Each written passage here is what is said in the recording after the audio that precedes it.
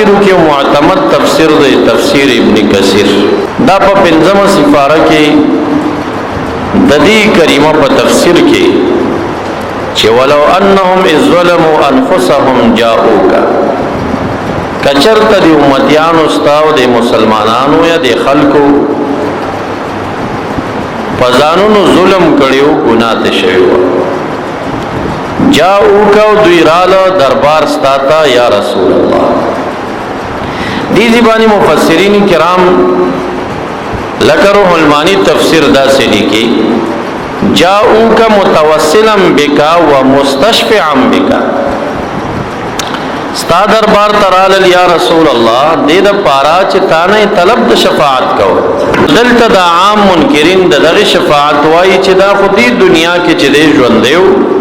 او سوک با وطرالنو دا غی بارک دایت راغلی دنیا نا چی پردشنو دا مثلا رپاتی نو علامہ ابن کثیر رحمہ اللہ پدغ زبان راقی سراخلی امام عتبی رحمہ اللہ یو محدث دے دا مدینی منوری قاضی دے امام دے مشہور انسان اغوائی چی وورز زناستو ما نبی اکرم صلی اللہ علیہ وسلم روضی مبارک تا مخامخ ناستو ما داغی زمانے سرب دبابی بقی پخوابانی بہر خلقو خان راوستل او دا غزی که دا اوخ چوک و عقال و دا زنگونی و تاوتڑا داسی بندچی شان کوچانیا سڑیو داسی دا مولا شکل سڑینو عام جٹ سڑیو او پدی دروازه راننه وته د رسول الله مبارک صلی الله علیه وسلم روزه کې سلام کوي چراغ ودری دا نو دا الفاظ یو ویل چې یا رسول الله تابانه قران کریم نازل دی و آمنت به یوما پاغ ایمان راوړل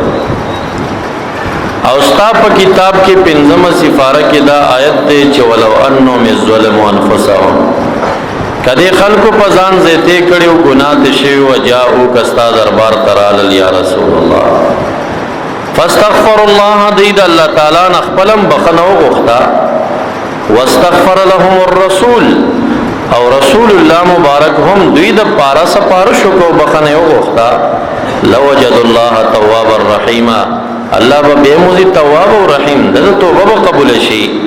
پدا برحم شي مغفرت ورته وکي خدوا خبرې دي چې یو خپلم بخنو غواړي د الله تعالی نه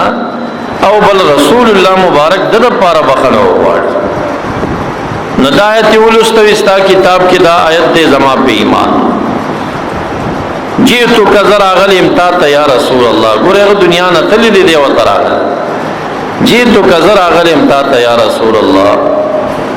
ما پزان ظلم کړی دی ایمان ګناه شوی ما د الله تعالی نم بخنو غوښتا تم زما د پاره بخنو غواړه دا الفاظ یو ویل امام عتبی وی زوی خوم دی وخت د الفاظ ما اوریدل خود دې بدوی دا عقیدت او دا محبت او دې ته حیرانو ما دې سره د دې باندې چې په ژبه باندې او څلور کړای را شیرنا یا خیر من دفنت بالقاع اعظمه اے انسانان چې پډاګو زمکه کې د ډیرو انسانانو تنه دفن دي خو چې څوک زمکه کې دفن دي هغه ټولو کې بهترین انسانان عجیب الفاظ یا خیر من دفنت بالقاع اعظمه طاب من طيبهن القاع والأكمي استاسو وجود چکل دزمکی تراخل شا استاسو دو وجود دو خوشبوئی ند مدینی منوری ڈاگونا و جگیا بادیانی و غنڈیگانی طول خوشبوئی شوین دا الفاظی ہوئی نفس الفداء لروزن انت ساکنو زمازان دے قربان شدہ حقا قبر نچستا غند بہترین انسان پک آرام کئی فیہ العفاف استا روزہ کی کمال دادے چھ انسان دا حرام نہ پہ بچ کی گئی فیہ الجود استا روزہ کې سخا ده فی کرمی پدې کې کرم دی دا کړي ویلي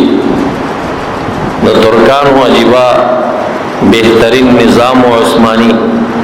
دا ګمبد چې دی هغه جوړ کړي 350 کال وړاندې او سم چې کلم لاړی الله تعالی دې بار بار زموږ استاد سے د حرمین سلام نصیب کې امین وای نو چې څنګه سلام ته ودرېږي نو دا دوه برجې راشي نو په دې یو برجې باندې د سرو زرو پرنګ کې داسې لیکای دا کړي لیکل شوی دی یا خیر من دفنت بالقاع اعظم طاب من طيبهن القاع ولكم نفس الفداء لقبر انت ساكنه فيه العفاف وفيه الجود والكرم نو دې نظام دا سعودیان چې اوس پر راغلي دا خوار څخه ختم کړي خو روزه خلا او مغه زړه دا دالی کای نه ختم کړي دالی کای په اوسم په خسته رنگ کې پرتا دا او چې سړی ورته وګوري او د واقعین خبري نبی ورته د عاشق او د امام عتبی صاحب دا قصه را یادېږي چې دا غ شعرونه او چې په دې کې یو عاشق ویلی په چې دا شعرونه ویل امام عتبی رحم الله فرمایي نو ما باندې پرکالی رااله او دا بدوی روان شو واپس پوخ باندې سور شو روان شو امام عتبی رحمه الله دا قصه علامہ ابن کثیر ذکر کوي په دغه آیت د پاسه شرح کوي لیکي امام عتبی سے فرمایي رسول الله مبارک صلی الله علیه وسلم را تخوب کراغه او په خوب کې راتول قم العتبی الحق العربیہ اے عتبی پاسے گا او هغه بدوی چې په وخ سور شو هغه پس ځان ور سوا وزیر ورتور ک چې ان الله قد غفر له الله رب الجلال د ټول ګناهونه معاف کړل